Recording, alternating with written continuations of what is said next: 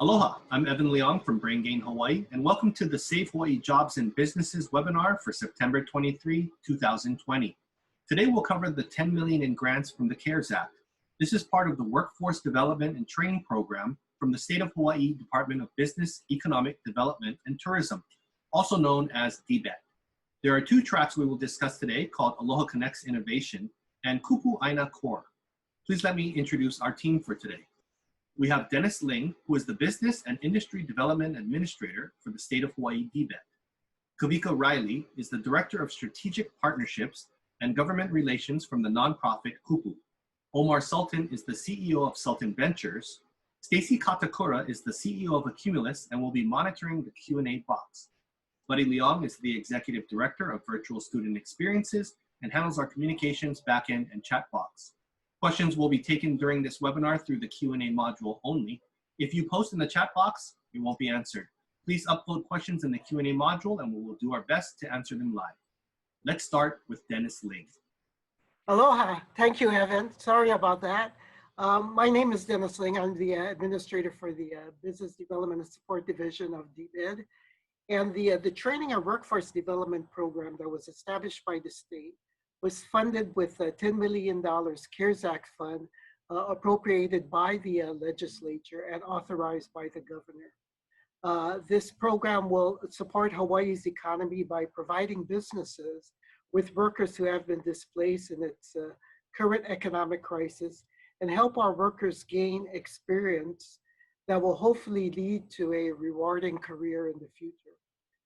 The program will match up to 650 displaced workers with companies in emerging industries and sectors such as conservation, renewable energy, agriculture, aerospace, entrepreneurship, and STEM fields. DBED was very fortunate to have contracted with Kupu, a conservation and youth education nonprofit, and also the nonprofit Economic Development Alliance of Hawaii, also called EDA, to implement the Workforce Development and Training Program.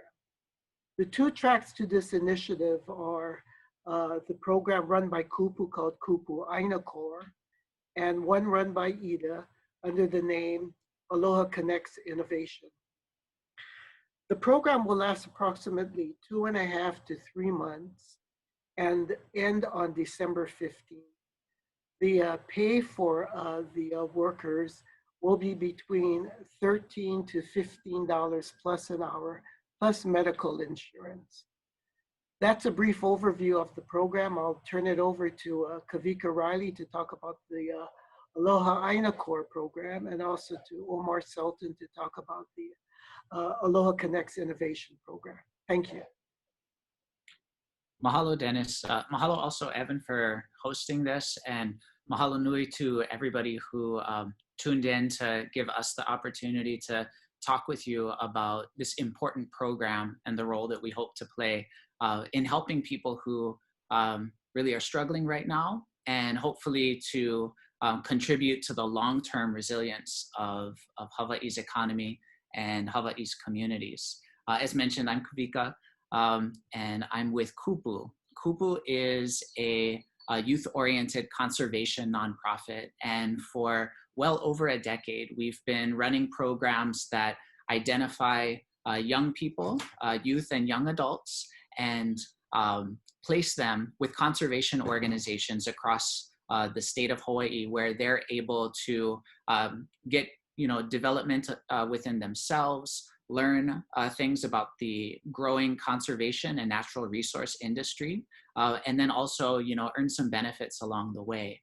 Now, when we saw this opportunity to partner with DBEDT, we thought that it was a good fit and really exciting for us, because it was an opportunity for us to take the things that we had already been doing for quite some time and then apply them towards the crisis and towards the areas where people are struggling right now. So that's essentially what we're striving to do through the Kupu Aina Corps. It's going to provide hundreds of these jobs in the green collar industry that Dennis mentioned. And it's going to do it in a way that's going to provide a paycheck, health insurance, and access to both on-the-job training and other types of training opportunities for the participants. It's also an extra bonus that with the green collar industry, which is a growing a field in Hawaii, contributing over $500 million annually to Hawaii's economy, these are jobs where you don't have to choose between economic benefits and environmental benefits. We can contribute to both Hawaii's economy and to Hawaii's environment at the same time. That's really the overview for us, except to say that these are a lot of different positions. A lot of things fall under what you would consider a green collar job, ranging from invasive species removal and planting of native trees to things that are either more scientific or administrative in nature. I guess the bottom line is that if you're part of one of the eligible populations, a displaced worker, a recent high school graduate, or a recent college graduate, and you would like to earn a paycheck right now while helping the environment, I bet there's something for you with the Kupu Aina Corps. So with that, we'd love to take your questions, but before, I'm gonna hand it over to Omar Sultan to talk about another important aspect of this partnership, the Aloha Connects innovation. Mahalo, Kawika. Mahalo, Dennis, for being such an awesome individual and group DBEDT to work with for this program. DBEDT, as has been mentioned, is the one that is responsible for deploying funds for this program and making it all possible. So I'm Omar Sultan with Sultan Ventures, talking on behalf of EDA today, so the Economic Development Alliance of Hawaii. Their mission is to perpetuate shared prosperity the island way. So how can we have our citizens thrive in an environment where social, economic, and environmental values are balanced? Aloha Connects Innovation is this new initiative, as we're all talking about, that wants to nurture and grow knowledge-based work opportunities here in Hawaii and fuel our emerging industries and innovation sectors. Part of the original vision is how can we serve all of these displaced workers that have lost their jobs or that have been severely impacted by the COVID-19 pandemic, and how can we take them, malama them, and provide them with new career opportunities, right? So how can we help place them in emerging sectors, in more resilient sectors, and so that we can all together build back better and help, create a vision of, or create a reality, I should say, of what we want Hawaii to look like moving forward. I don't speak much, so I'd rather engage with you folks in conversation. So if you have questions, we see a couple that are coming through. We'd love to participate in that sort of fashion. Okay, so I can take some of the Q&A and toss it back to you. I think the first one is what happens after the program ends on December 15th? What's the follow-up so workers can continue upskilling? Will the companies continue to get employment subsidies to incentivize them to continue providing employment opportunities? I think that's a good one for you, Omar, if you want to take it. Or Kawika. Sure. Yeah, so the program does end on December 15th. It starts now. So thank you for all joining and helping to get the word out. There's been several hundred individuals that have already applied to both programs and several hundred companies that have already applied to both programs. Kawika can talk about what Kupu is doing. On the EDA side, the idea and the goal is that as these on-the-job learning opportunities occur, some of these companies can provide further sort of employment beyond the December 15th. This program has funding because it's using the CARES Act funding, which needs to be expended by the end of the year. It is using that funding to help sort of launch this platform and these pathway opportunities. Yeah, very similar for Kupu. And as Omar mentioned, because this is CARES funded, it was important for this partnership to focus on how those funds can be used to respond to the emergency that's in front of us, right? So that's what's designed here. But we do hope that one of the byproducts, one of the added benefits of this is that it contributes to long-term strengthening of Hawaii's economy. Certainly, we also looked for ways for us to structure these short-term job opportunities for our participants in ways that will benefit them for the long term. So that's where you see the focus on the job training, skill building through the work that they do, as well as skill building and training through partnerships with the University of Hawaii and other partners that are going to be offering trainings and certifications. Those are things, those skills, that job experience, the trainings and the credentialing that'll come from that. These are all things that the individuals will carry with them into well beyond when this program ends.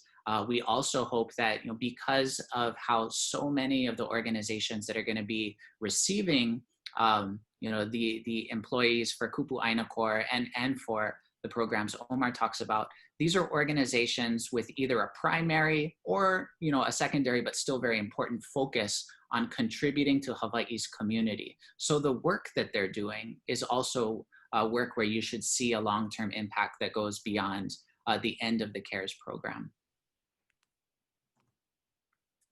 Okay. Another question that came up is what types of companies qualify? Omar, do you want to take that? Sure. So for EDA, the companies that will qualify are the ones that are in non-tourism dependent sectors. So like non-service industry, non-tourism, non-hospitality, things that are innovation based and where we all, I think, can collectively agree that are emerging industries and more resilient so that we're not dependent upon, visitors arriving in Hawaii to drive the economy. For Kupu, the focus is on what you would consider to be conservation or natural resource management, and then agriculture. So what folks commonly think of as the green economy or green collar jobs. Thank you. And then next question, how are the host companies selected and will they be reimbursed for additional training? Sorry, Omar? Sure. I don't always have to go first. So on the EDA side, host companies are selected based on two sort of buckets, right? Technical requirements that we have to meet since it is using federal monies and it is a state-run program. And the second thing is alignment with the spirit and objective of the program, right? So sort of a gut check is, are these host companies in emerging industries? Are they in non-tourism dependent sectors? Are the positions that they're offering able to help build a more resilient Hawaii? Are the host companies, are the people that are associated with the host companies able to provide the time to spend doing on-the-job training, right? So that these displaced workers who want to learn new skill sets have the opportunity to get reskilled, upskilled, cross-skilled, skilled, I mean, you name it, right? So that they can be much more well-rounded in the types of opportunities that they can pursue moving forward. I think Omar really captured it there.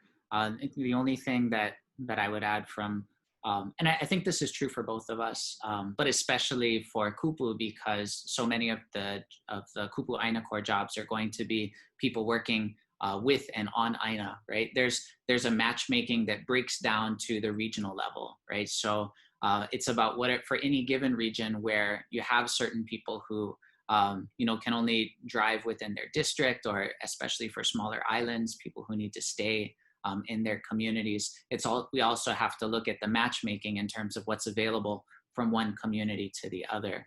That and certainly, like Omar said, we want to look at companies who have the capacity and who have the drive to not only provide this as a developmental and training opportunity for its members, but also I think it's important to identify the groups that have a long-term vision for the impact that their participation in this program is going to have on their community. And I think there's a second element to that question about the whether the employers will get reimbursed for the certifications and the training. So there is a compensation component for the host companies to get reimbursed for their time spent with on the job training programs, as well as a reimbursement for training and certification programs such as OSHA. That was kind of specifically mentioned. I know we're also providing some, on the EDA side, we've partnered with Microsoft to be able to roll out some Microsoft Office 365 training to our participants as well. Did you want to add anything to that, Kawika, about the training component? Sure, thank you. We're going to be partnering with the University of Hawaii to provide a number of trainings and certifications that are a mix of upskilling that is specific to either agriculture, natural resource management, or green collar work generally, and then also more general types of trainings and certifications that will help these individuals in the work that they're going to be doing, but are more broadly applicable. So we'll be working through that partnership. We'll be providing reimbursement for a small allowance of other types of expenses that the employer will incur. But certainly, there may be cases where that doesn't cover 100% of what the company wants to offer. But with the limited funds that we're doing the best that we can. Thank you. There's a couple of questions that are related. Where do we find the list of participating employers, and how do I register for a possible list of job opportunities? And we'll be sending out links to all the webinar participants after this to the websites where you can apply. But do you guys want to address that as well? Kawika, you can go first. Yeah, so the host sites, the future employing companies, and the participants are being considered at the same time. This is a unique type of response, and speed is critical. We didn't want to lose some number of weeks of being able to provide paychecks and other benefits to people while we did the host site or employing company selection first. So these things are happening simultaneously, which is why the matchmaking element that I mentioned earlier is an important aspect of this. So, if an individual wants to take a look at information about eligibility, the average or starting salary for the different positions, the type of work that they're going to be doing for Kupu, they can go to www.kupuhawaii.org /Aina Corps, or they can just go to our homepage, and we've got a banner right up at the very top that says Kupu Aina Corps is live, apply here. They can click on it, and it will take them where they need to go. Omar, do you want to add to that? For the EDA side, similarly, go to the EDA's website, edahawai.org, edahawaii.org, and you can see different ways to engage both as an individual and as a potential company. I neglected to mention that EDA is comprised of the various economic development boards. So as Dennis mentioned, this is a statewide program, and it was very important on the EDA side, and Kupu feels the same exact way, that there was representation across all of the counties and across all of the islands. So if you think that this might not be for you, or this is Oahu centric, I just want to dispel those sort of notions. This is statewide, and there's many representatives from the various counties that are supporting the program and deeply integrated and involved. Next question from Jessica. The construction industry would likely be able to place these Aloha Connects workers in entry-level jobs after December 15th cutoff. They will need safety and other required courses prior to starting on day one, however. Can this be a part of the entry requirement into the program to put these workers into the job on day one? Are there any funds set aside for this to ensure safety? Yes. So there are definitely training opportunities available, and the way that DBEDT has helped structure the program is that there is funding to support the training opportunities. And that was exactly one of the sort of the core components of the program, the program's vision, right? Is that many times we hear these individuals they don't have access, they don't have equity and access to these opportunities.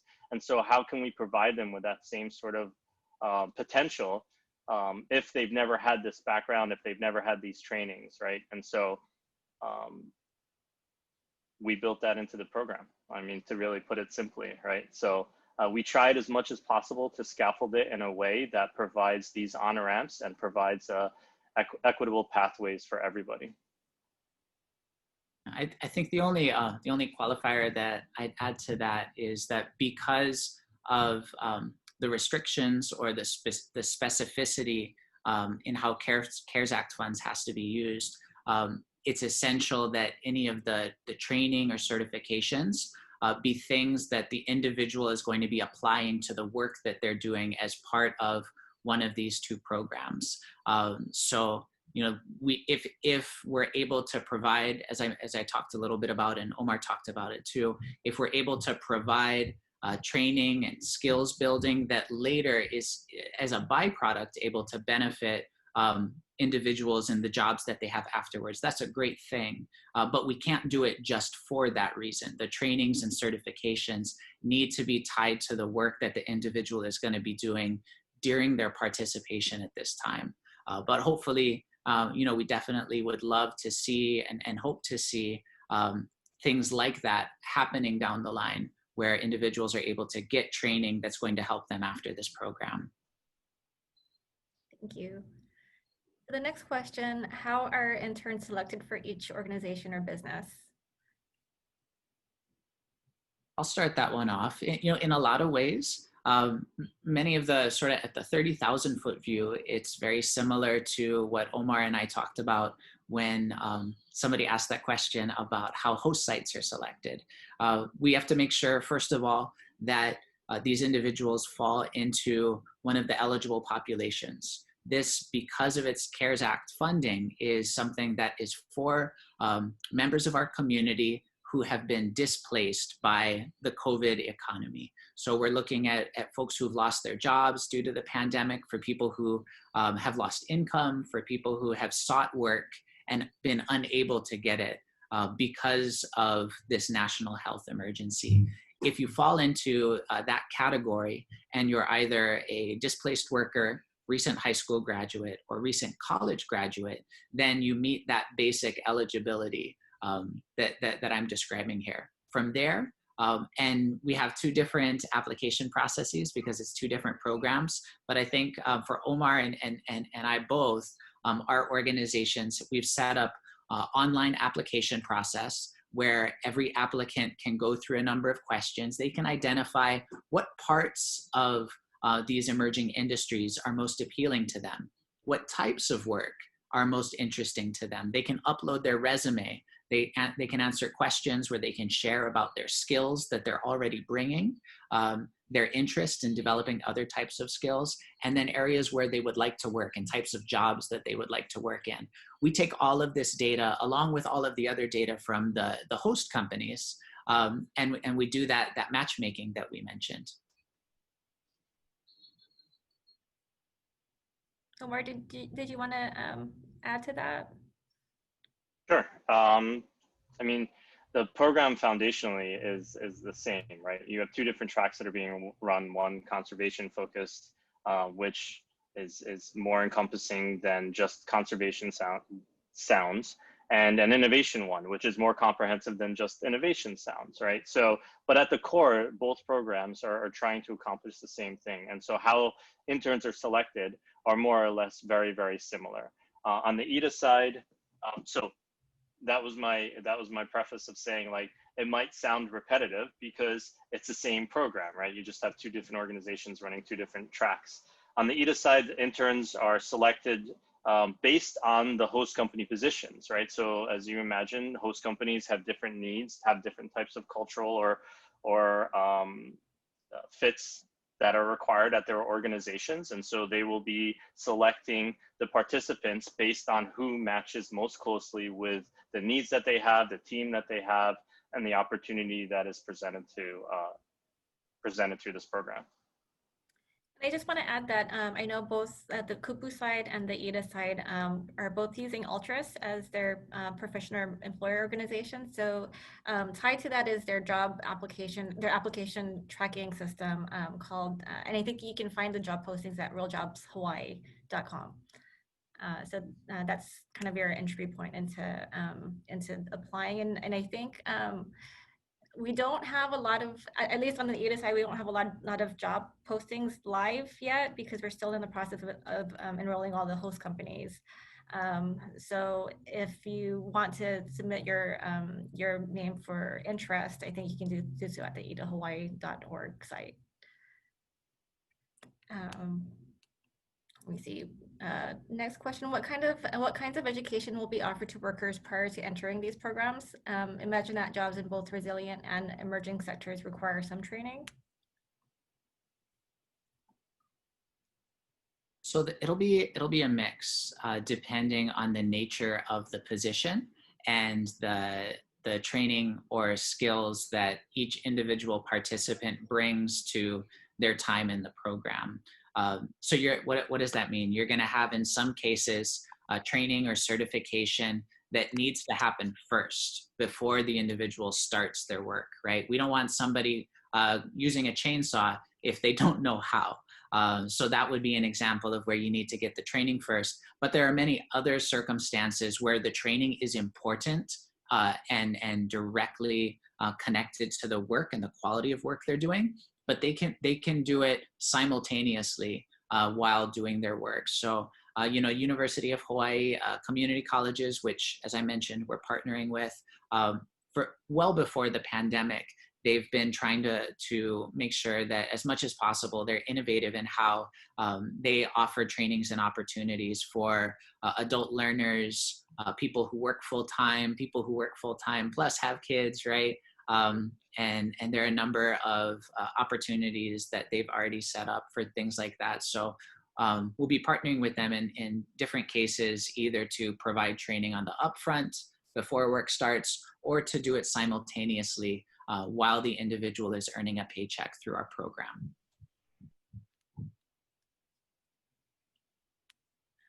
So what is the actual cutoff date to start? It said 9/15 is the deadline, but still accepting applications. So there's no cutoff date for the application. We're going to be accepting applications through, I think, until we can't take any more jobs. I don't know if you guys want to add anything to that. I guess all that I would add to that is, Omar, please jump in if this is different for Ida, but for Kupu, we really would encourage folks, if you're hearing this and you're hearing it live, hey, even if you're not, time is important. We are going to do our first batch of reviews in a matter of days, where we start to do that selection and that matching. So what's great is that if you're hearing this live right now, it means that you're hearing this before that first review is done. And everybody who has applied up to this point, those hundreds of individuals for Kupu and for either of the programs, has an equal opportunity. So I would encourage you, if you're hearing this live and you think this might be something for you, this might be something for a loved one, a family member, please reach out to them and encourage them to take a look or apply yourself, and you'll have an equal opportunity to get considered. But very, very soon, we're going to have to do that first round of matching. And because there's so much need for this type of opportunity, this type of program, we expect that the positions will fill very fast. Yeah, I agree with all of that. I would add that speed of execution, as with all things, is important. As we've mentioned a couple times now, the CARES funding has to be used before the end of the year. The LEDGE actually approved up to $36 million for this program. We are rolling out the first 10 million, if you will, based on demand and need and the speed as to which all of this happens. There is a possibility that more funding might be released. It's not a guarantee. We're still working with everyone to see if that's even possible. But the faster that we can place people, the better, if for no other reason, which is to serve the core function of this program, is to help displaced workers, right? The sooner we can get displaced workers into jobs and trained, the longer that they have, full-time, part-time wages covered for them and their health benefits, and of course, get that on-the-job training to help create this more positive trajectory for them moving forward. So there was a question that's kind of related to that in the chat. That it says that this is looking to employ 650 folks statewide. Is there an amount per island? I don't think there's a limit per island, but right now there is, with the $10 million of funding, it is 650 positions. And as Omar said, I think if we can get if we can execute this quickly and employ as many, the 650, there's an opportunity to expand that to be able to reach more folks. I can add to that, Stacey. Speaking for Kupu, I'm going to use a word and it's going to sound like jargon, but it's an important principle for us, and that is geographic equity. So one of the things that we're looking at is we look at, based on 2019 US Census projections, how Hawaii's state population breaks down into the various counties and into the various islands. And one of our goals at Kupu, in order to provide geographic equity, is to place individuals within range of where each of those respective islands fall in terms of how much of the state's population that they make up. So it's certainly not the only factor. As we've already mentioned, there are a number of other things that we have to look at, but geographic equity is a very important thing to us because we want to make sure that this isn't something that leaves any community behind. That's the opposite of what we intend to do here.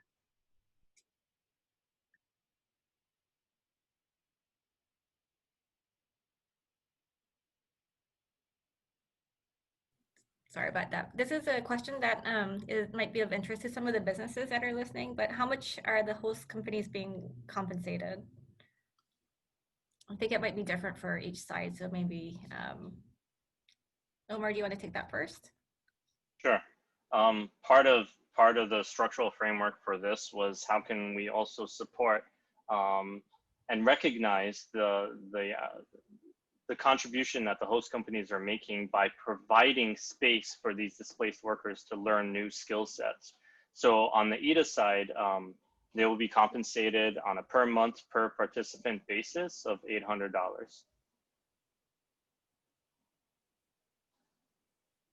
And for Kupu, it's similar. Off the top of my head, I believe it's $700.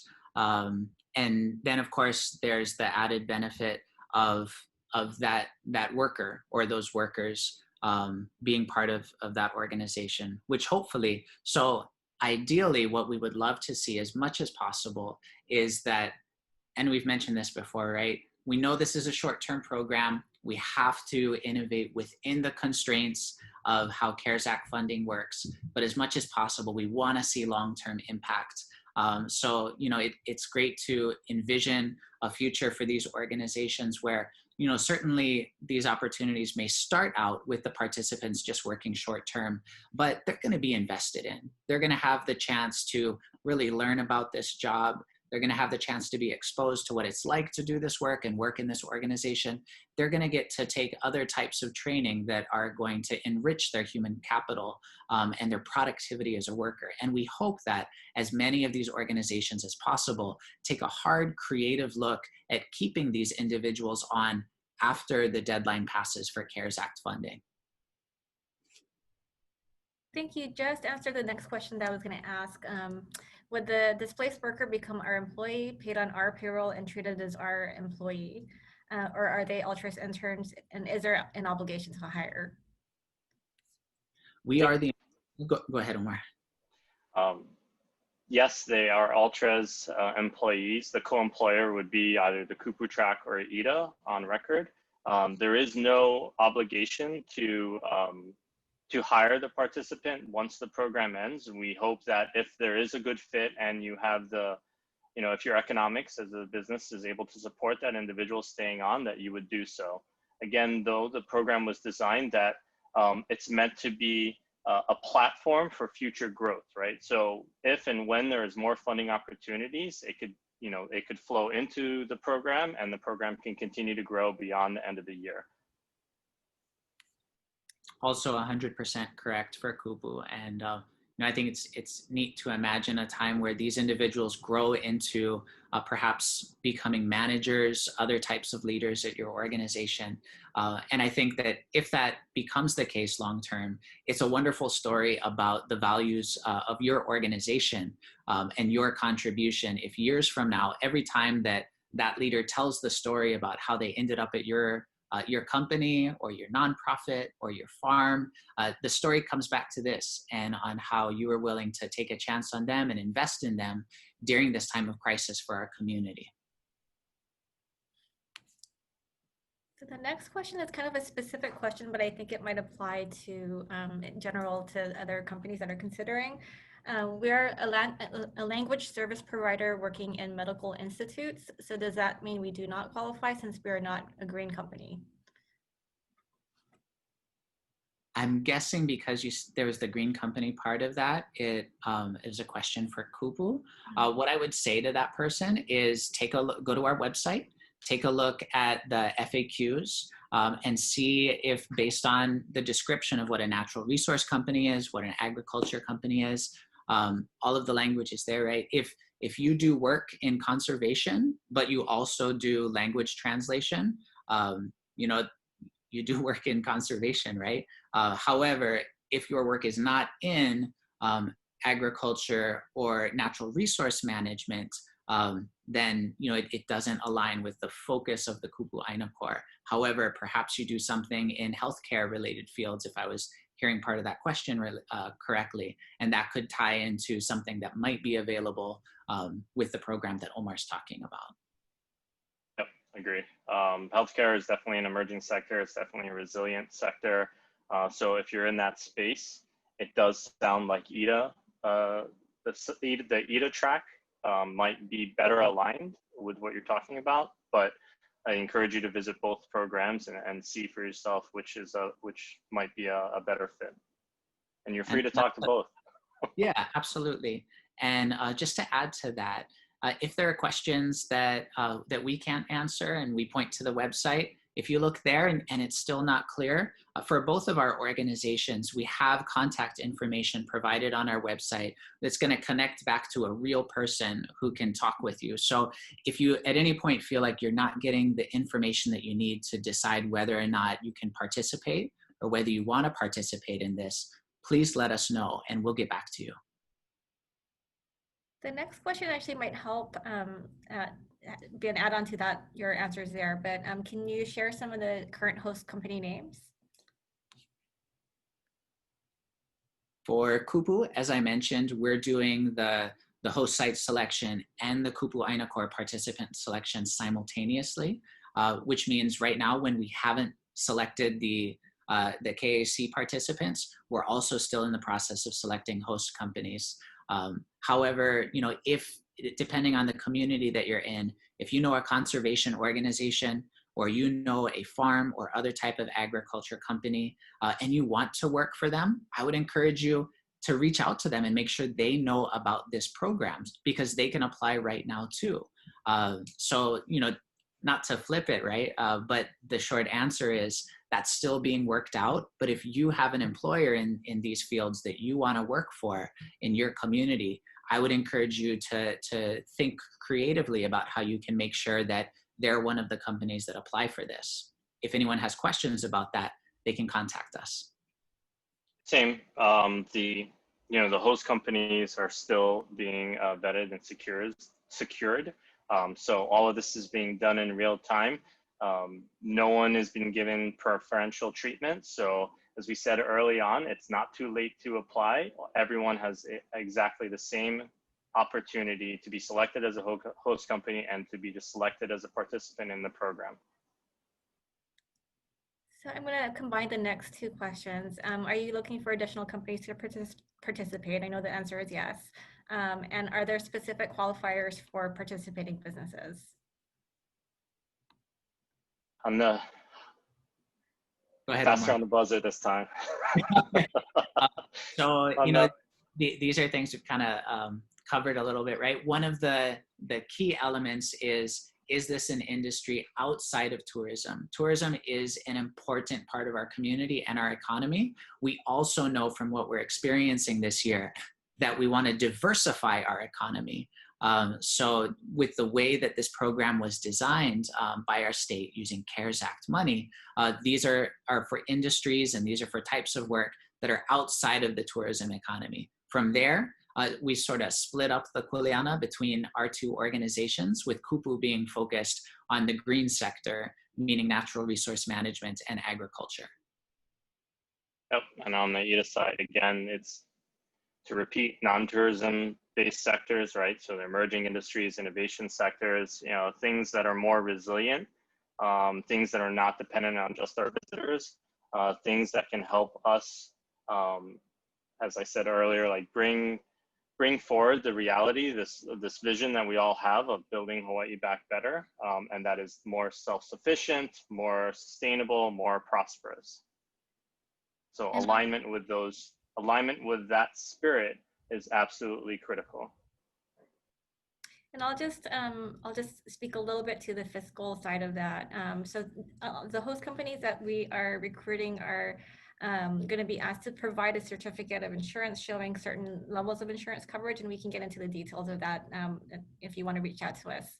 Also, we'll need to be able to provide a certificate of vendor compliance with the state. I do want to add one more thing. We know that demand out there is huge, and we know that we can only serve, a certain number of participants. In this case, 650 participants, 350 on the IDA side, roughly 300 on the Kupu side. So we're doing our best to meet that need. No matter how many we serve to a certain degree, we will not be able to serve everyone. And so applying does not necessarily mean that you will be selected, whether that's a host company or a participant.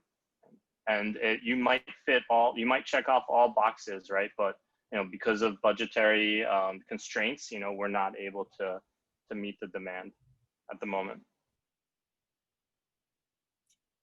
Next question. This is a good question. Is this open to older folks who have directly affected by layoffs? Typically, Kupu targets the youth.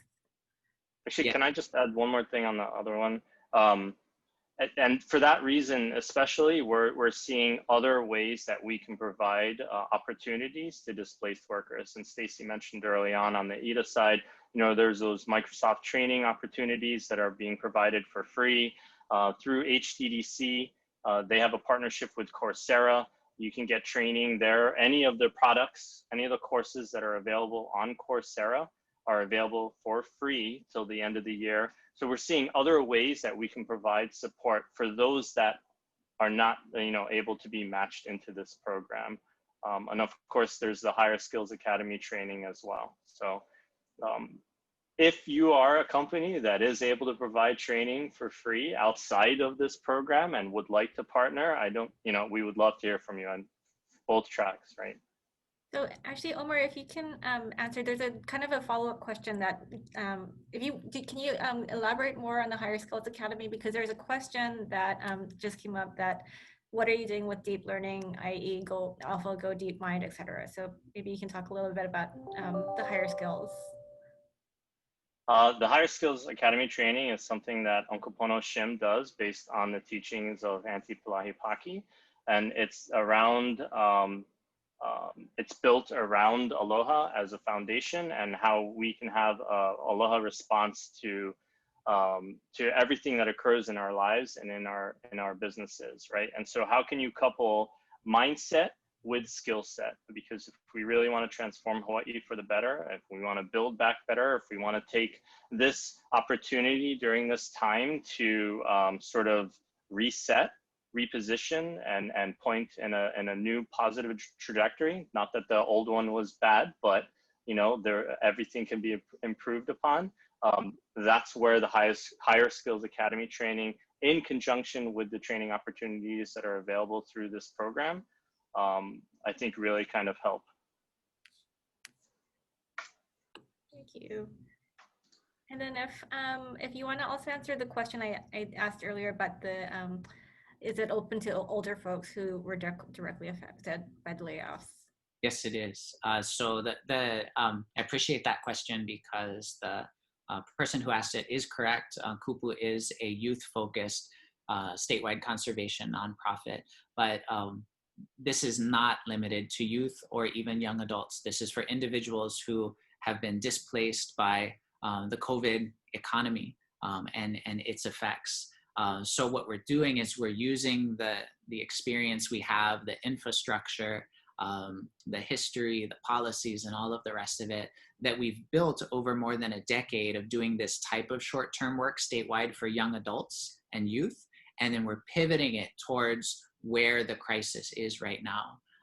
So absolutely not something that is limited just to young people. We hope that young people benefit, but they certainly won't be the only ones. Omar, do you want to add anything?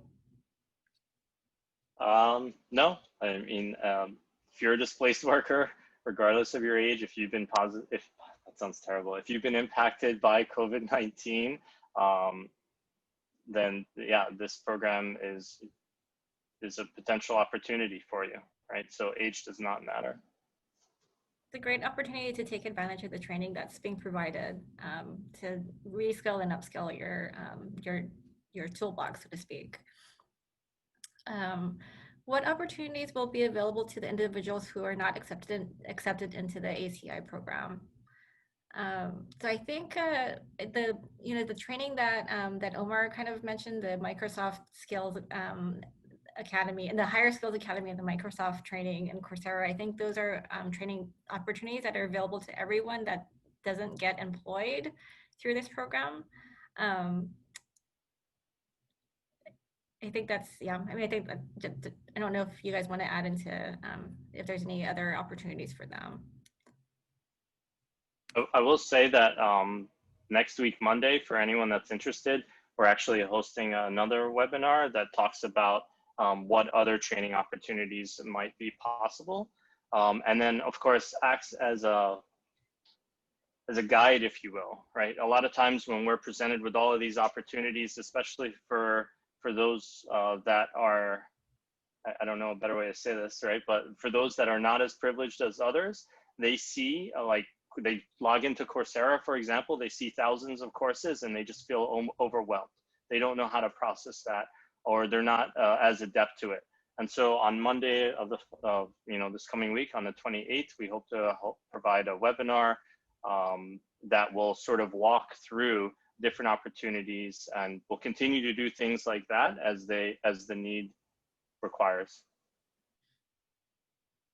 So one of the questions I saw come up, if part of the funds are from the federal government, do the companies need to register with SAM and comply with requirements applicable to federal contractor and companies that receive revenue from the federal government? So the short answer to that is no. The host companies do not need to be registered with the federal contracting system. As I mentioned before, we are asking all the companies to produce a certificate of vendor compliance with the state and a certificate of insurance. Are you guys, Kawika, is there anything else that you guys are requiring for your host companies? I think that's consistent. All of the information about that is up on our website, and companies can take a look if they have questions there. If there's anything that we don't answer on our website and that you didn't already address, they can contact us and we can get back to them with an answer. Next question, does the program pay the companies for these employees or the companies themselves? Is it a flat rate pay that includes taxes or a flat fee? On the EDA side, the range for pay is between $15 and $25 an hour. The pay is direct from Ultras. So again, both tracks are using Ultras as their PEO. So Ultras will be processing the payroll. Very similar. So the pay ranges based on the work that the Kupu Aina Corps participant does. One of the big factors is whether they are leading a crew versus not being in a supervisory role. Hourly pay is going to range from $13 to $20, depending on where you fall in that spectrum. And like what Omar said, for both of us, the company, the host company, does not have to handle those payroll related aspects of getting the benefit of that labor. We take care of that for you if you're a host site or employing company. Okay, next question, does a tech company need to be financially affected by COVID-19 negatively? If no, then will DBEDT be able to pay 100% of the wages and medical costs of these specific employees? Do you want to take that, Omar? I'm not sure I understand the question. The question is, does the company itself have to be negatively affected by COVID? No. No. We're asking that the participants be able to demonstrate that they were negatively impacted, but not the host companies. And yes, the second part to that question is the program will cover 100% of the wages and medical costs of the employees. Same thing for Kupu Aina Corps.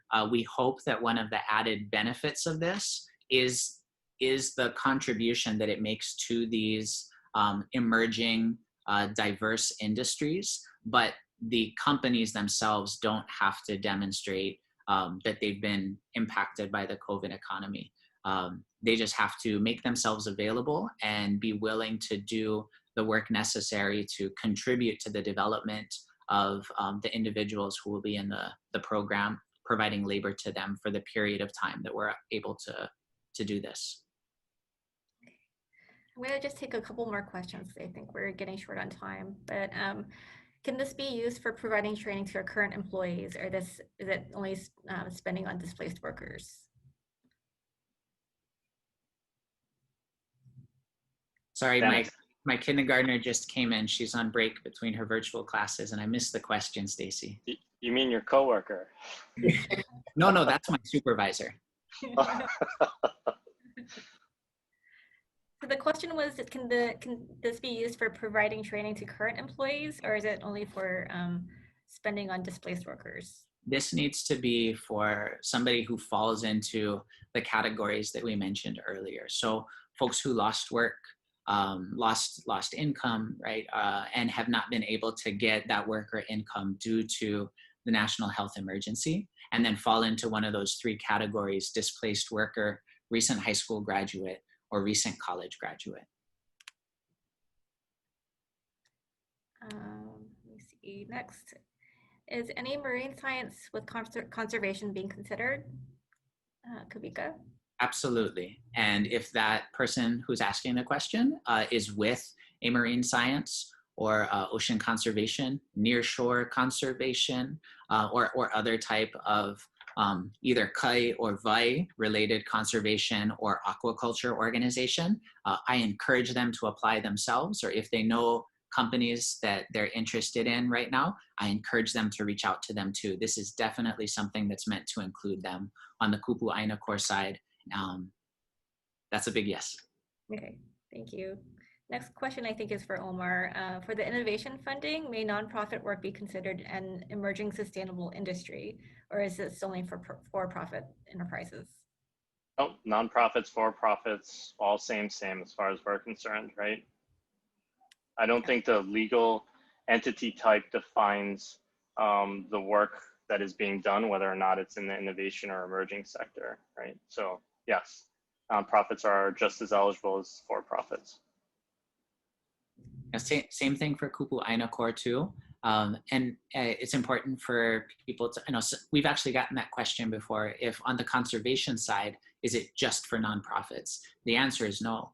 The natural resource management industry in Hawaii both includes for-profit companies and nonprofit companies. Both are eligible to apply for this. And we hope that we have a nice mix, a diverse mix of for-profit, nonprofit, and across the various subsectors of the green economy. I will say again, if you're unsure as to which program you're eligible for, reach out to both, apply to both. I mean, we're constantly in communication. If you can't tell, we're all friends, right? And so the success of the program is paramount, and we're passing applicants back and forth and host companies back and forth, right? So if you feel like you're a fit, but you're not sure in which track, reach out to both of us, both tracks. Okay, I think this is going to be the last question, but this is a good one and it hasn't been asked before.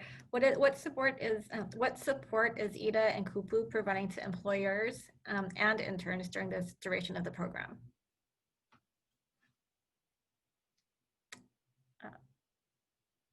So on the IDA side, we have organizations working with the participant and the host companies throughout the entirety of the program. Every single week, we're meeting as a group We're building community with the participants and with the host companies. We're making sure that any hurdles or obstacles are removed so that this can be as streamlined and as smooth a process and experience as possible for the participant.